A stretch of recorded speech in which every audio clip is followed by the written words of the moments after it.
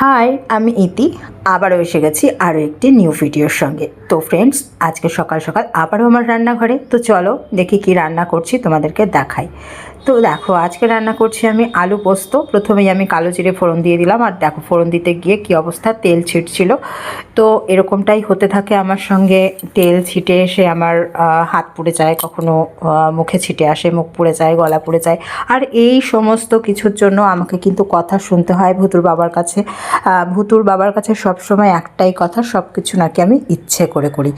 আসলে এগুলো একটা অ্যাক্সিডেন্ট, এটাও কিছুতেই বুঝতে পারে না যে এটা কেউ ইচ্ছে করে না। তো যাই হোক, দেখো আলুটাকে আমি ভাজা ভাজা করে নিলাম, আর তারপরে এর মধ্যে আমি দিয়ে দিলাম জল, নুন, কাঁচা লঙ্কা এগুলো দিয়ে আমি কিন্তু ভাজা ভাজা করে নিয়েছি আলুটাকে প্রথমে, তারপরে দিয়ে দিলাম জল। এবারে এটাকে আবার একটু ঢাকা চাপা দিয়ে দেবো যাতে আলুগুলো একটু সেদ্ধ হয়ে যায়।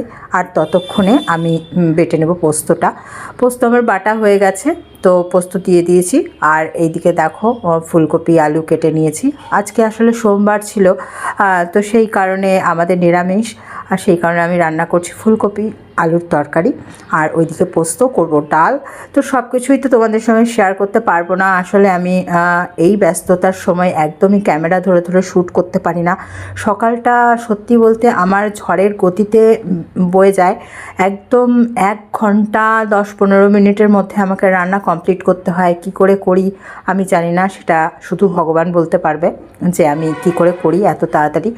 তো আগের দিন কিছু কাজ আমি গুছিয়ে রাখি, ভাতের হাঁড়ি রেডি করে রাখি যাতে সকালবেলায় উঠেই আমি বসিয়ে দিতে পারি।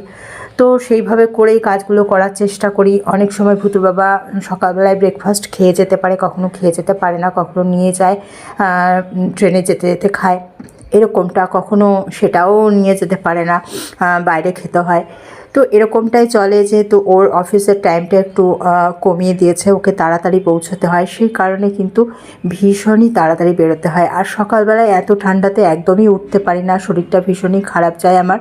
তো সেই কারণে কিন্তু আরোই অসুবিধে হয়ে যায়। গরমের দিন হলে যখন তখন উঠে পড়তে পারি, কিন্তু এই শীতের দিনে একদমই যেন বিছানা ছেড়ে উঠতে খুব কষ্ট হয়ে যায়। তো চলো, আমার ফুলকপি তো একদম কমপ্লিট হয়ে গেল, আর রান্নাও শেষ।